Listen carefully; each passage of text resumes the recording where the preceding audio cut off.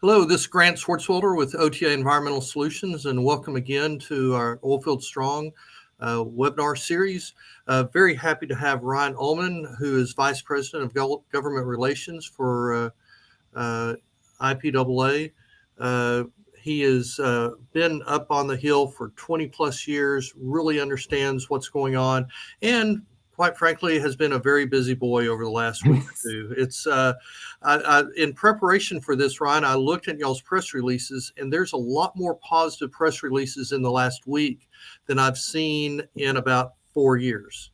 So tell us what's going on and what our industry participants really could use. I know IPAA has really done a fantastic job of leading the charge on all this, so I'm very excited to hear your thoughts. Yeah, thank you, Grant. I appreciate the opportunity to talk with you and our members and industry out there in the wider world about what's going on in our little bubble here in DC. Yeah, I think it's easy to forget that this president's been in office for 6 weeks, I guess now. I haven't brought out my calendar to count the days yet. It's really easy to forget that. And then if you recall, prior to inauguration, just after January 1. Congress came back. They were inaugurated January 3, so they really put shoulder to setting up a lot of these nominations that you're seeing moving through at for DC. This would be considered light speed for these nominations and the pace they've gone through, the activities this administration's undertaken, from declaring an energy emergency, to the activities on the Hill with Congress. On the one hand, it feels like he's looking at a checklist of the promises he made on the campaign trail, and he's running down that list and checking them off as quickly as he seems to be able to do. And I know some folks out there in the US, some agree, some disagree. But from our little space in the energy world, right, that's our focus. That's where our advocacy efforts are all aimed. This is a real opportunity to chart a path for American energy policy that recognizes some fundamental realities on the ground, recognizes the efforts that this industry has gone through to hear what the public's had to say about providing affordable, reliable energy with a cleaner environment. We've made those investments. I think we have a good track record in showing that we've mitigated a lot of emissions through voluntary efforts, Yep. and that some of the activities of the last administration were not only wrong-headed but fairly redundant. And if a more cynical person than I would say absolutely punitive. Well, so you're exactly right. It's amazing how much has been done. Last week, you saw the House and the Senate really push hard and reach consensus on, I think the bills are the same, so it's moving along very nicely on the methane tax elimination. Yeah, the CRA. We got several irons in the fire. IPAA, and Lee Fuller and myself, with the blessing of our leadership and the folks in our shop, it didn't take but a nanosecond to recognize that the methane tax was a poorly crafted idea from the outset, and we've opposed it every step of the way. The most common bumper sticker rebuttal is that industry is looking to go unregulated, and that's just doesn't withstand even the simplest scrutiny. We have the Clean Air Act, we have the Quado regulations that have been going on. Methane is being regulated. Volatile organic compounds, are being regulated. Like I said earlier, too, we've also got some serious and significant voluntary efforts are going on out there to help mitigate these things. So, again, admitting my bias, as a casual observer, I would look at what this industry has done from an administrative standpoint, whether I were Republican or Democrat. And if my concern were emissions, I'd look at what this industry's done and say, look, how can we water this seed? Maybe it's not going down as fast as some would like, but what I certainly would not do is punish them. We are leading the way in many respects in providing more energy to more people in a higher energy demand world than ever before, and we're doing it while lowering emissions.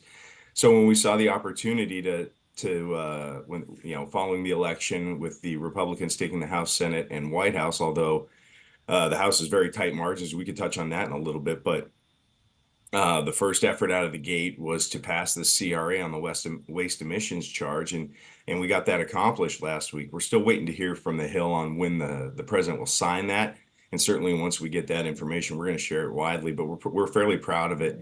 But that in our mind is And only when do one you step. and when do you think that's going to be? Because that's really the last step. Well, yeah, to getting this done. I don't know. In fact, I was emailing with Congressman Pfluger's office. He was the House sponsor, and Senator Hoeven's office, Senator Hoeven from North Dakota, and Congressman Pfluger from out there in Midland, Texas. So Sure. I've been emailing with him this morning. They haven't gotten word yet, but we're very excited that it and hopeful, perhaps naively, maybe not, that it'll get signed up this week. Again, going just judging by the clip that this administration goes, they don't like things to collect dust on the desktop there, it seems, which is caused a consternation in totally other realms for numerous federal agencies. But from our perspective, our guys like to get to getting. When they put shoulder to something, they don't want to hear about delays. And so there is an urgency to get these things done, and we certainly feel that urgency, and we pass that along to the Hill. So, what do you say when certain sides of the industry, the more pro and what they pro environmental advocacy groups, say that without Mhm. the methane tax to hold industry responsible, that and you kind of alluded to it a second ago that that means no regulation, but Yeah. we're just more talking about well, they need we need to have a thumb on the industry to keep that methane down. Yeah, I think, if I put myself in their shoes for a moment, and my goal is to punish an industry, certainly the more you tax something, the less of it you get. Now, one of the questions I had and still have to this day when they were writing this thing, we were talking to the proponents of the bill even.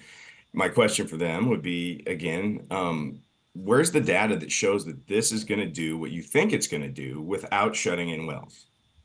And that analysis was never done. And again, if you reflect back on how the methane tax came into being, it was through a reconciliation bill. There was no floor debate in the Senate. There were no hearings held at EPW, ENC.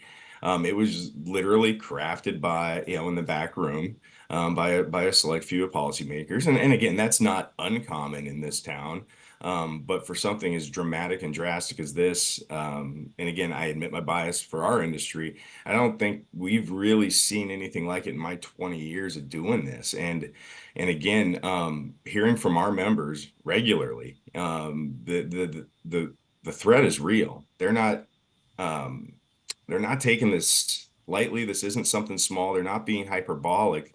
You look at the numbers, you look at the challenges, you look at the confusion that this last administration worked through this process, utterly non-transparent, non-cooperative, almost adversarial. And again, more cynical person would say adversarial. It's just frustrating, and we certainly feel the angst and urgency from our members, and we share that. We see the same problems they do. They're living them, and it's our job to help them help get this energy policy right, get this fixed so that they can go about doing the work that they do and doing it, safely, effectively, and with the environmental, with an eye towards environmental stewardship. And the issues with the methane tax was so focused on the smaller and mid-sized producer, it seemed like. Yeah. And we, to such an extent that we wrote an article about unintended consequences of regulation because it was going to hurt these little producers, which make up the economic backbone of the small communities out in West Hmm. Texas, Montana, all over America. Yeah. Yeah, and again, our small producers it's easy to forget about them when you're a policymaker up here, and that's a big part of our job. Big part of our day to day is stressing again the narrative that's most commonly put out by those who oppose our industry is that it's big oil. Well, that is just again a cursory Google search can correct you of that perspective. We have thousands of companies here, large, small, integrated, very diverse business structures, very diverse financing structures, very diverse business plans and models. And they all accrue to the good. And that's part of the, beauty and the freedom of America is that these guys, you can go out and you can do your thing in the way you best see fit. And if you succeed, fantastic. And if you don't, in our industry, our guys, if they don't succeed, they do try and try again. And it's again, that's a lot of respect for that resiliency and focus. So, And again, to your point, it's not just those small producers, it's the royalty owners that generate monthly revenue, and again, it's easy to forget about those folks because they're not part of the forefront big ticket conversations out there, but they're not unimportant either. They're critically important, and this revenue is critically important to their lives and livelihoods. It's reliable, it's monthly, it comes in and it helps, it's part of their family budgets. And to pull that away and put that at dire risk for those millions of royalty owners, as well as those producers, their families, and their workers, for a policy that doesn't really achieve the thing it says it's going to achieve, other than extract money out of industry, is just unconscionable. So, assuming that he signs it, which I think is a fair assumption, that's kind of done. What's the next step, or what's the next focus out there? Yeah, and that's an excellent question, Grant. What comes next is full repeal of the methane tax. And I think again, you'd hate to make assumptions in this town, but I think it's a bare if it's a non-zero chance he doesn't sign it, it's the most minuscule. The only question in my mind is the timing on when he signs it. So we can move on to the full repeal, and we're the vehicle we've identified to do that is through the reconciliation bill. As I said earlier, this policy, the methane tax, methane emissions reduction program, to be accurate, was passed as part of a reconciliation bill several years ago. And and again, without getting into without boring your audience about the nuance and rules around this, but there are special rules around the budget process. And one of those benefits, one of the key benefits that makes it so appealing, is that it's not subject to filibuster. It's a simple majority vote in the Senate as well. Obviously, the House is always a simple majority vote. It's mob rule over there. But in the Senate, again, getting around that filibuster is a big deal. Now, what we've told Congress and what we continue to implore is that doing just the CRA on the waste emissions charge doesn't fix the problem.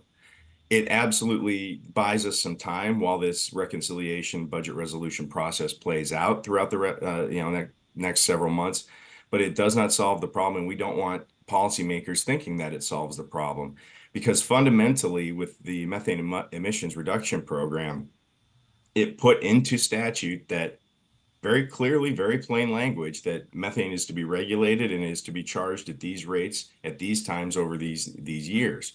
And so leaving that statute on the code in the books does leave open the opportunity that down the road somebody else comes along, figures out a different way to work around this waste emissions charge CRA, and then come around to charging industry for those emissions. And again, kind of going back to what I said earlier, the punitive nature of many people in this town with respect to their view of our industry.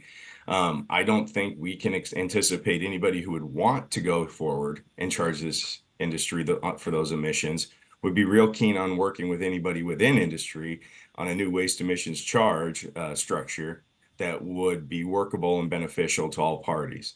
And I'm not sure that we could even get there, even if that were the case, because Well, again, this is so fundamentally flawed in its essence and its bones down into the DNA. It's a flawed policy and a flawed statute that threatens American energy security and production. so if it's not completely eliminated or reversed, with the taxes being shown for 2024, 2025, could they come back and kind of There is retroactively? Is that I, that is a risk. Yeah. I can't say unequivocally they would not. I think it would be certainly something that would appeal, because the statute does say you're supposed to pay for these years. And so I think that is a real risk out there if this thing stays on the books and somebody comes along and puts together that program, and they look and they're going to say, we want to reach back and get those years that we missed. that's amazing. Let's shift over to tax policy. What Sure. it has been fairly quiet. Obviously, a lot of these other things have sucked the oxygen out of the area, but there's been noise about changing tax policy, adapting, that could have major effect on the industry. Yeah. Where do we stand with that? So, just a brief background. Back in 2017, the first Trump version 1.0, right? They did the Tax Cuts and Jobs Act, which provided tax relief to millions of Americans, businesses large and small, all across the board. And again, that was done on a reconciliation bill. And one of the rules with a reconciliation bill, if you will, is that it has to be renewed. It's a 10-year Okay. policy. So at that 10-year window, Congress has to come back and either reauthorize, make permanent, make changes, what have you. And that's where we are in that process now. Now, back in 2016, 2017, when they were doing the Tax Cuts and Jobs Act, IPAA was approached by the Hill. We had long and frequent talks on this matter about how the Hill could perhaps roll, say, IDC treatments, percentage depletion, and other tax treatments into the Tax Cuts and Jobs Act, maybe put them under a different name, what have you, but same effect. And our message to them was, look, even if you get this exactly right, which is going to be a very difficult challenge, what you've introduced to industry is a 10-year question mark. So with all due respect, we're okay where we are. Please do no harm. And that's what they did. So when you fast forward to now, when they're looking at this, they have their budget reconciliation rules. And again, I'll spare anybody all those. But at the end of the day, the fact that we weren't in it back then means it's not a pay for or a revenue loser in this current debate. It sits outside the current debate. That said, for the past 2 years, we've been kind of scratching our heads at when the Democrats held majorities in Congress, we didn't see a lot of hearings on industry tax policy. And I was a little bit concerned, like what's going on? It's a little too quiet out there. And it seems to me, if I had to make my best guess, that there was a decision made to kind of keep their powder dry and come at this when the full thing comes around in 2024, 2025, which is where we are now. I don't think they anticipated a Republican sweep in that analysis. So it's still pretty quiet. And I think, again, grading on a curve, we're as in a good spot now as we could be as an industry, considering all the variables out there, what could go wrong and all the other things. That's not to say we're safe. You're never safe in these things. We remain committed to vigilant advocacy and education on our tax issues. But the feedback we've gotten from the Hill so far, particularly on the GOP side, is we hear you, we've heard you, we've been talking to them about this for 10 years, and then 10 years before that, we never really let it wither on the vine because it's so important. And so it's a little bit like, yeah, Ryan, we've seen you, we've heard you, can we move on? But we're still knocking on those doors. So, do we expect to see anything come up about it, or what should we how should we be looking at this? prepare as if Prepare as if it's going to come up. It's going to be all of the mudslinging and inaccuracies and outright lies about big oil is running this, big oil is running that. Again, like we talked about earlier, very diverse American industry, very broad. Our members produce in over 30 states, the offshore. Our average member company size is about 20 employees, but we have large publicly integrated all the way down to literally, the mom and pop, we call them, two-man operations. Right. And Sure. so, we're trying, we continue every day to buck that narrative and correct the record there. But again, I think the old admonition, prepare for the worst and hope for the best is where we are right now. And that's what we continue to do, and why we keep bugging the heck out of our allies up on the Hill and taking any meetings we can with anybody who has real questions and has earnest and seeks earnest answers on this, both parties. Ryan, I really appreciate your time. Really appreciate what the Independent Petroleum Association of America does for the industry, and appreciate the information that you're sharing. Well, thank you, Grant. And again, appreciate you giving us the opportunity to talk here. And appreciate our industry out there going out and doing their work. So, and again, I love my job. We all love our jobs. We feel very passionately about not only the energy policy in this country and all the important things that accrues to, but as I've gotten to know our members and their employees over the last 20 years, I'm very comfortable advocating for these people and their lives and livelihoods, and I enjoy it very much. And I appreciate it and thank God every day I get this chance. Very good. Thank you, Ryan. Thank you, Grant. Appreciate you.